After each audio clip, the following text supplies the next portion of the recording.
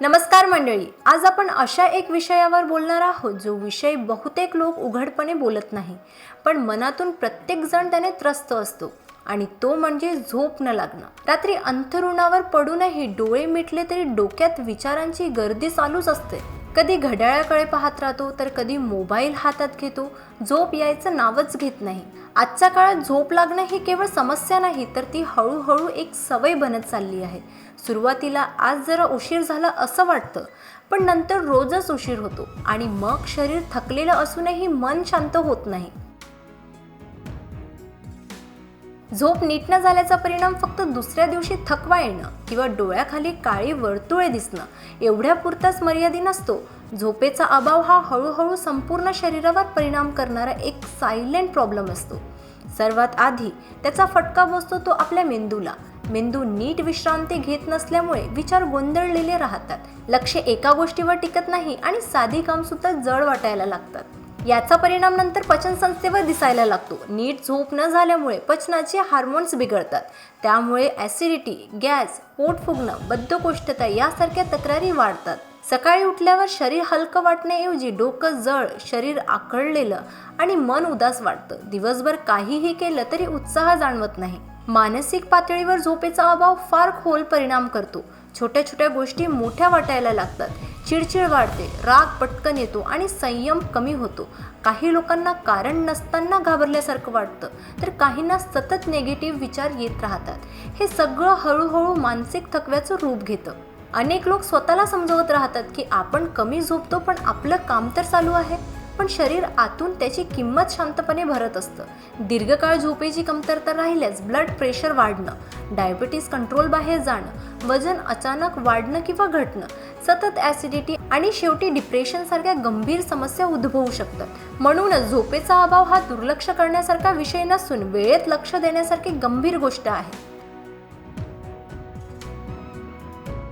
झोप येत नाही म्हणून अनेक लोक पटकन झोपेच्या गोळ्यांचा आधार घेतात. डॉक्टरांनी सांगितलेले असो किंवा कोणाच्या सल्ल्याने घेतलेले असो, सुरुवातीला त्या गोळ्या एखाद्या जादूसारख्या वाटतात.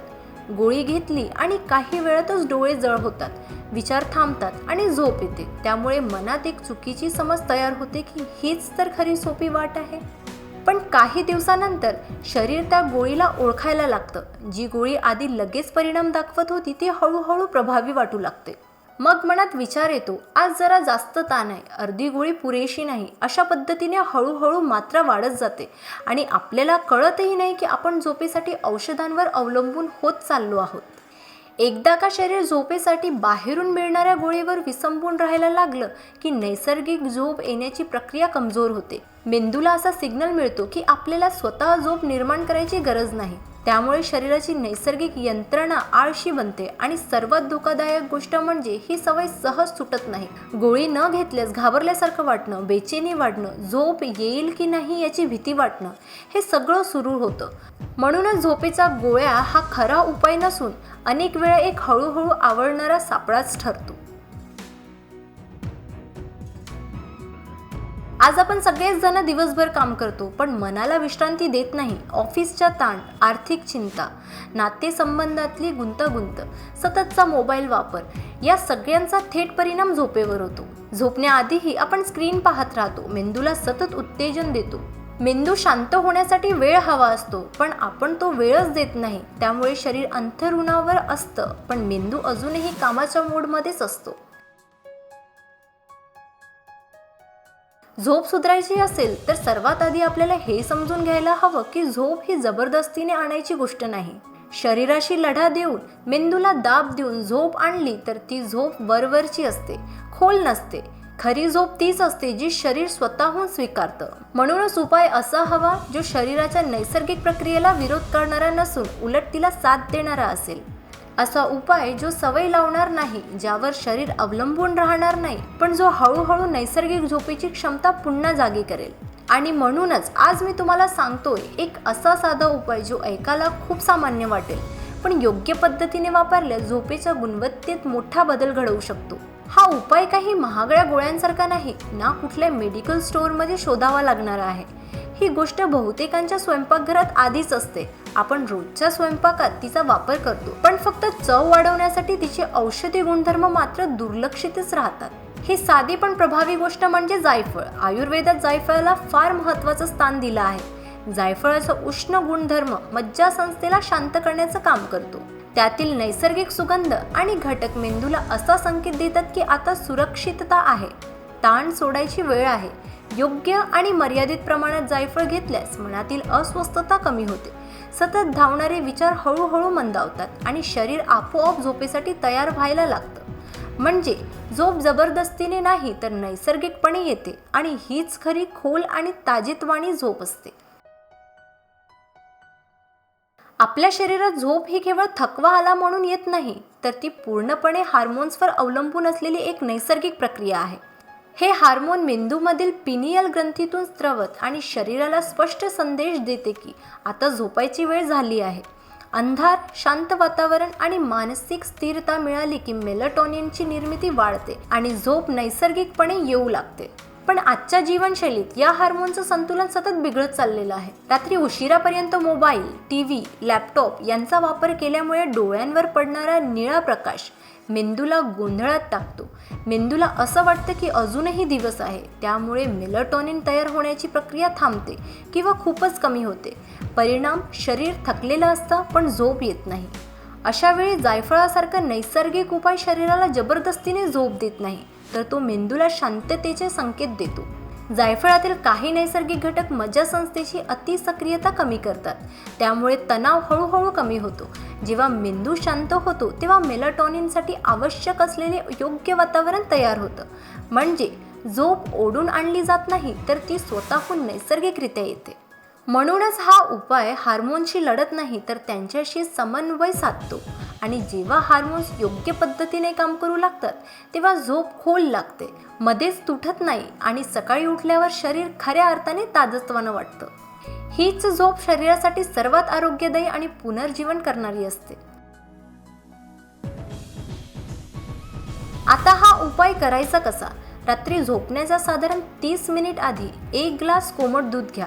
त्यामध्ये फक्त 1 चिमूटभर जायफळाचा पूड मिसळा. लक्षात ठेवा, जास्त नाही, फक्त 1 चिमूटभर. हवं असल्यास चवीसाठी थोडंसं गूळ घालू शकता. दूध हळूहळू शांतपणे घुट प्या. दूध हे केवळ एक पेय नसून झोपेसाठी शरीराला आवश्यक असलेल्या अनेक नैसर्गिक घटकांचं संतुलित मिश्रण आहे. आयुर्वेदात दुधाला सत्वगुणी अन्न मानलं जातं, म्हणजेच ते मन शांत करणारे, शरीराला सुरक्षिततेची भावना देणारे आणि मज्जासंस्थेला आराम देणारे असतं. लहानपणी आईने दिलेले दूध प्यायल्यानंतर आपल्याला पटकन झोप यायची, यामागे हाच नैसर्गिक गुणधर्म असतो. दुधामध्ये ट्रिप्टोफॅन नावाचं अमिनो ॲसिड असतं, जे शरीरात जाऊन सेरोटोनिन आणि पुढे मेलाटोनिन या झोपेसाठी आवश्यक हार्मोन्सच्या निर्मितीत मदत करतं. म्हणजे दूध पिल्यानंतर मेंदूला असा संकेत मिळतो की आता शरीर सुरक्षित आहे, तणाव सोडण्याची वेळ आली आहे. त्यामुळे झोप हळूहळू पण खोल आणि स्थिर लागायला मदत होते. दूध उष्ण किंवा कोमट स्वरूपात घेतल्यास त्याचा परिणाम अधिक चांगला होतो. कोमट दूध पचनसंस्थेला आराम देतं, पोटातील आकडी, गॅस किंवा अस्वस्थता कमी करतं. जेव्हा पचन शांत असतं तेव्हाच मेंदू खऱ्या अर्थाने विश्रांतीसाठी तयार होतो. म्हणूनच झोपेआधी कोमट दूध घेणं ही जुनी पण शास्त्रशुद्ध सवय मानली जाते. आणि जेव्हा दुधात थोडंसं जायफळ मिसळलं जातं तेव्हा हा परिणाम आणखी प्रभावी होतो. दूध शरीराला आधार आणि स्थिरता देतं, तर जायफळ मनातील अस्वस्थता कमी करतं.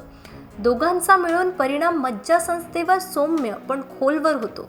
त्यामुळे झोप कृत्रिम वाटत नाही, जडही वाटत नाही, तर नैसर्गिकपणे येते आणि सकाळी उठल्यावर शरीर अधिक हलकं, ताजतवानं आणि मन शांत वाटतं. मित्रांनो, हा उपाय घेताना आणि झोप सुधारताना काही गोष्टी काटेकोरपणे पाळणं तितकंच महत्त्वाचं आहे. सर्वात आधी हा दूध जायफळचा उपाय घेतल्यानंतर लगेच मोबाईल, टीव्ही किंवा सोशल मीडिया स्क्रोल करणं टाळा. कारण स्क्रीनमधून येणारा उजेड मेंदूला सतत जाग ठेवण्याचं काम करतो. तुम्ही जर झोपेची तयारी करत असाल तर खोलीतील प्रकाश मंद ठेवा. शक्य असल्यास लाईट्स बंद ठेवा आणि वातावरण शांत ठेवा. यामुळे शरीराला आणि मेंदूला स्पष्ट संकेत मिळतो की आता कामाची वेळ संपली आहे आणि विश्रांतीची वेळ सुरू झाली आहे. हा उपाय करताना संयम ठेवणं देखील फार गरजेचं आहे. काही लोकांना पहिल्याच दिवशी झोपेत फरक जाणवतो, तर काही लोकांना 3 ते 5 दिवस लागतात. प्रत्येक शरीराची प्रकृती, ताणतणावाची पातळी आणि झोपेची सवय वेगळी असते. त्यामुळे लगेच निकाल न दिसला तरीही हा उपाय किमान 5 ते 7 दिवस सलग करून पहा. नैसर्गिक उपाय हळूहळू पण मुळापासून परिणाम करतात. यासोबतच प्रमाण हा सर्वात महत्त्वाचा मुद्दा आहे. जायफळ खूप शक्तिशाली असतं, त्यामुळे जास्त घेतलं तर लवकर झोप येईल असा विचार अजिबात करू नका. फक्त 1 चिमूटभर, त्यापेक्षा जास्त नाही. जास्त प्रमाणात जायफळ घेतल्यास चक्कर येणं, मळमळ, अस्वस्थता किंवा घाबरल्यासारखं वाटणं अशी लक्षणं दिसू लागतात. आणखी एक महत्त्वाची गोष्ट, हा उपाय सर्वांसाठी योग्य असेलच असं नाही. गर्भवती महिला, स्तनपान करणाऱ्या आई, खूप लहान मुले, गंभीर आजार असलेले लोक किंवा जे आधीच झोपेच्या गोळ्या किंवा मानसिक औषध घेत आहेत, अशांनी हा उपाय सुरू करण्याआधी नक्कीच डॉक्टरांचा सल्ला घ्यावा. कारण नैसर्गिक गोष्टी देखील काही परिस्थितीत शरीरावर वेगळा परिणाम करू शकतात. आणि शेवटी एक गोष्ट लक्षात ठेवा, झोप म्हणजे लक्झरी नाही, ती आळशीपणाचं लक्षण नाही. झोप ही शरीराची आणि मेंदूची मूलभूत गरज आहे. चांगली झोप म्हणजे चांगलं आरोग्य, स्थिर मन, योग्य निर्णय घेण्याची क्षमता आणि एक सकारात्मक आयुष्य. जर तुम्ही झोपेला प्राधान्य दिलं तर शरीर आपोआप तुमची साथ देईल. जर तुम्हीही दररोज रात्री झोपेसाठी झगडत असाल तर लगेच गोळ्यांचा आधार घेण्याआधी हा साधा नैसर्गिक उपाय करून पहा. फक्त 1 ग्लास, योग्य पद्धतीने, योग्य प्रमाणात आणि फरक स्वतः अनुभवा. व्हिडिओ आवडला असेल तर लाईक करा, आपल्या माणसांबरोबर शेअर करा आणि चॅनलला सबस्क्राईब करायला विसरू नका. निरोगी राहा, हसत राहा आणि स्वतःवर खूप प्रेम करा.